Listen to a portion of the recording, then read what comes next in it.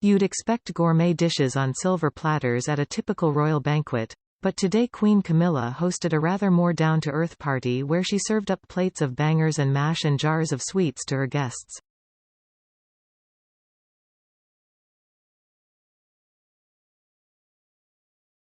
The Royal 76 has kicked off the festive season at Clarence House in fun style alongside Father Christmas during a reception for seriously ill children.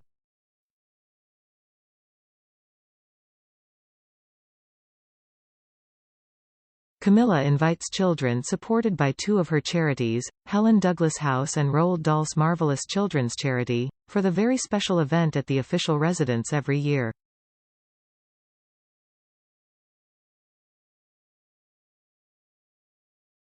The little ones get treated like royalty for the day and help decorate the Christmas tree in the library.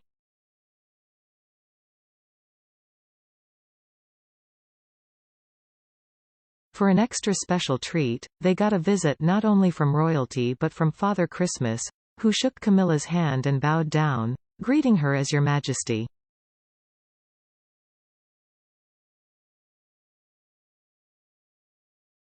The Queen, dressed in a festive green velvet dress by Me+M, was equally warm, saying, "Father Christmas, I spy before meeting children."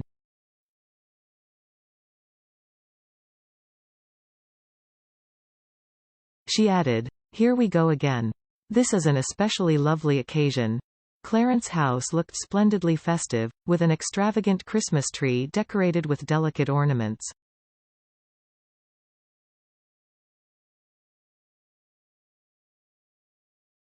Equerry Major Ollie Plunkett embellished the tree further and placed a decoration using his sword, a Christmas tradition that occurs each year at Clarence House.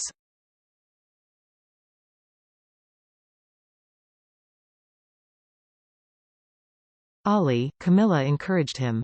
He managed to pull off the feat multiple times, much to the delight of the children who queued up to give him another ornament to try.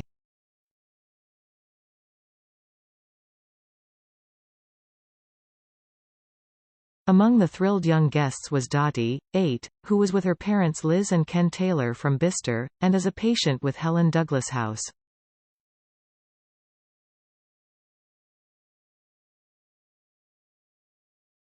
Dottie, who suffers from cocaine, a DNA condition, gave Her Majesty a hand-painted Christmas card and threw her hand up in the air in excitement at meeting the Queen and Father Christmas.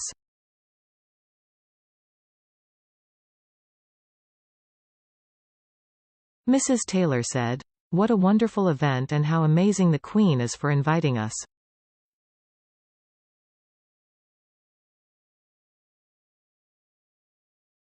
They are memories we will treasure. Grace Howes, 5, who is helped by the Roald Dahl charity, also gave Her Majesty a Christmas card.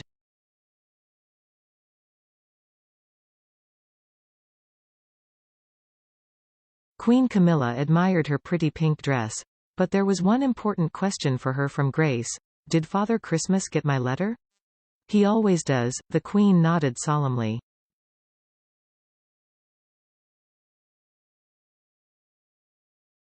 In the Clarence House dining room, Dottie and other children tucked into a lunch of bangers, mash and other sweet treats.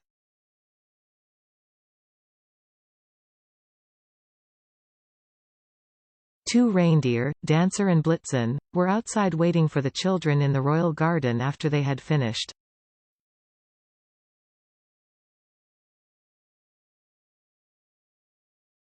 Camilla was a natural with the reindeer and kept them very happy as she fed them out of her hand.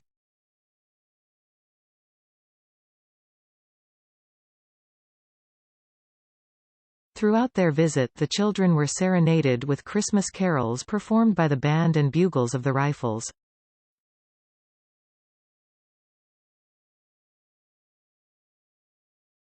Lance Corporal Edward Watts, 29, played festive songs with musical instruments made with a hosepipe attached to a watering can and post horn.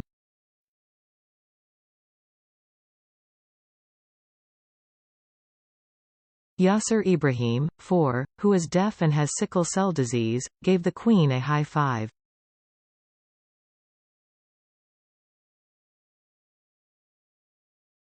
His mother Zainab Abubakar, 35, of Telford, said, "It's a big honor for us to be here and we are so happy."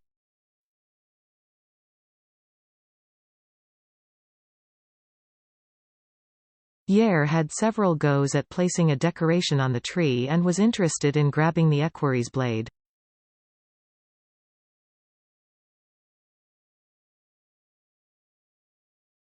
Camilla stepped in and said, "Careful of the sword."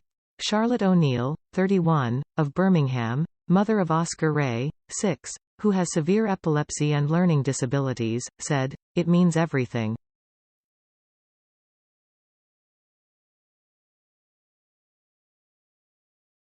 It is a once-in-a-lifetime opportunity. So many happy memories. We placed the decoration on the tree with the sword, met Father Christmas and spoke to the Queen.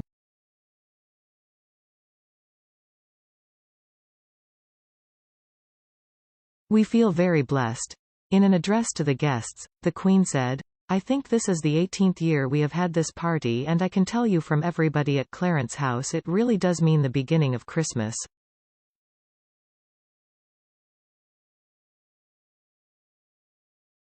We look forward to it every year. Also, I'd like to thank the Marvelous Children Charities for doing what they do and helping so many parents helping their wonderful children making their lives easier."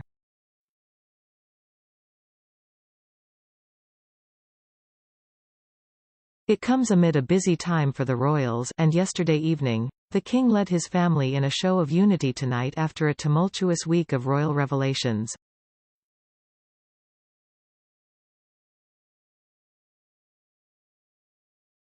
Accompanied by Queen Camilla and the Prince and Princess of Wales, Charles, 75, welcomed more than 500 dignitaries to Buckingham Palace for the glittering annual diplomatic reception.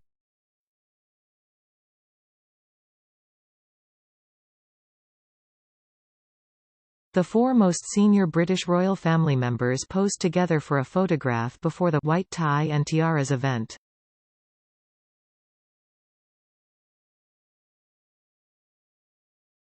Her Majesty looked regal in a cream-embroidered evening gown by Fiona Clare and the Girls of Great Britain and Ireland tiara.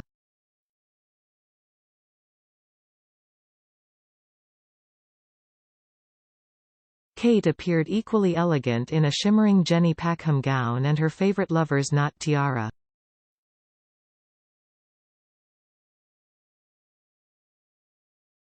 The reception celebrates the presence in London of one of the largest diplomatic corps in the world and saw their Majesties meet representatives of countries accredited to the Court of St.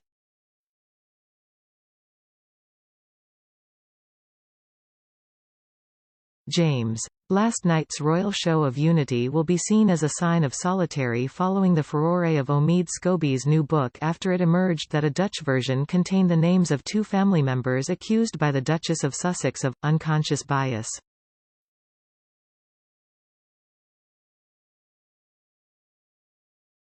The book about the monarchy claimed Prince Harry's wife Meghan, 42, had named the king himself as well as his daughter-in-law, Kate, 41, in letters she wrote to him on the issue.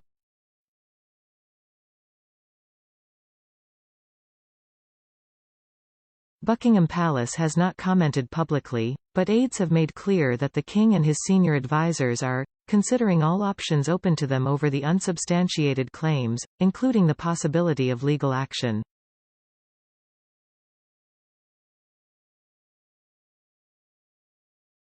They have, however, been comforted by the sympathetic public reaction they have received to revelations in the poorly reviewed book and may decide to let that speak for itself.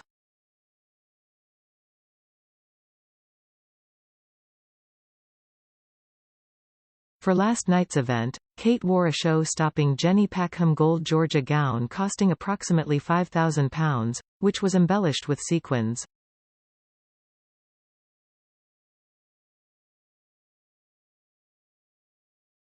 She has previously worn the design to the wedding reception of Crown Prince Hussein of Jordan and Princess Rajwa in June 2023.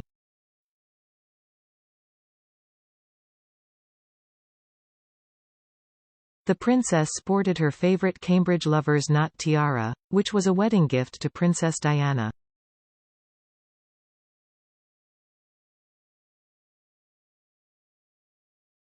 She also sported the royal family order and topped her outfit off with Her late Majesty's stunning Greville diamond chandelier earrings.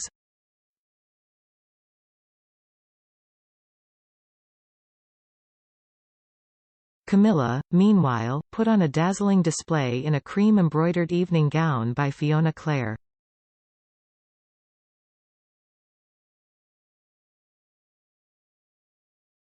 To further add to the glamour, Her Majesty donned the girls of Great Britain and Ireland tiara, as well as the garter sash and star in family order across the gown.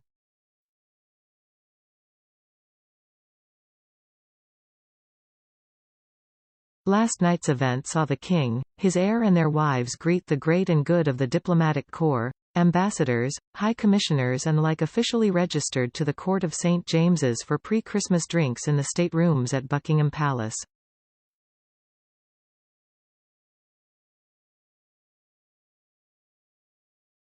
As head of state, the King plays a vital role in UK diplomacy, supporting the work of the Foreign Office at home and abroad.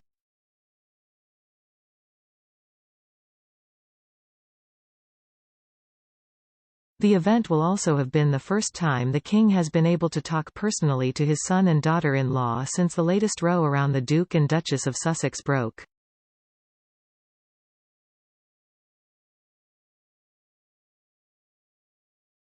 Sources have told the Mail that the family will be in no rush to make their carefully considered decision about how to progress.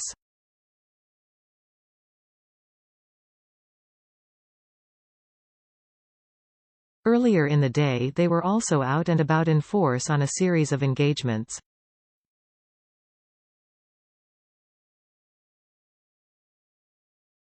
William surprised shoppers when he was spotted selling copies of The Big Issue at a Tesco in Hammersmith, West London.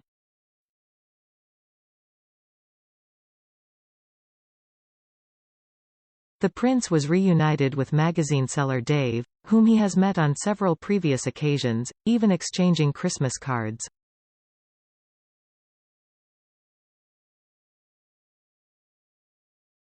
Vendor Dave Martin told Mail Online, "William came down in the morning and helped me sell some magazines.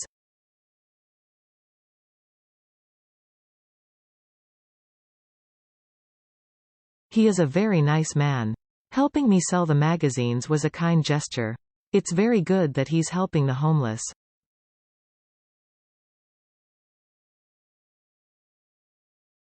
You can tell he does it because he cares.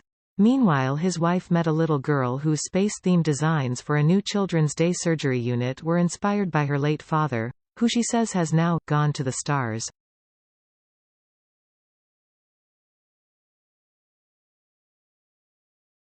The princess chatted to Ella Moth, 9, who won a competition to design the artwork for the new unit at the Evelina Children's Hospital in London.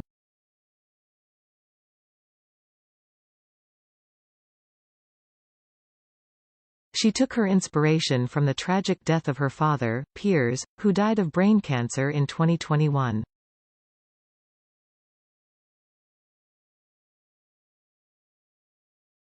The princess, who is patron of Evelina London, asked Ella, "How does it feel to have your design on the wall for other children to enjoy, being an inspiration for loads of other kids?"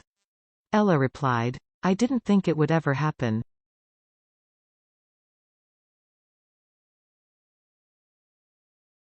The new facility, which cost £55 million to build, allows children to be treated in one location on the same day, reducing the stress caused by numerous hospital visits.